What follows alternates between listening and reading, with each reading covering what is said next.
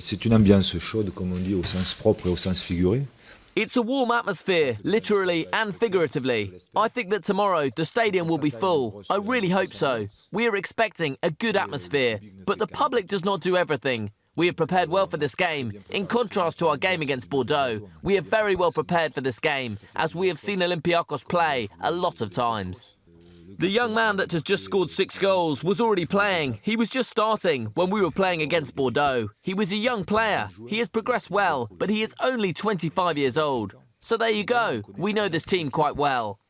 How they will prepare and how they intend to play is their problem. We're going to try to play the game in the same spirit that we played against Bordeaux, which means keeping the ball for a maximum amount of time. Dans l'esprit que ce que l'on a fait à Bordeaux, c'est-à-dire avec beaucoup de possession de balle. Et sûrement, on a vu qu'il n'y a pas forcément des matchs faciles.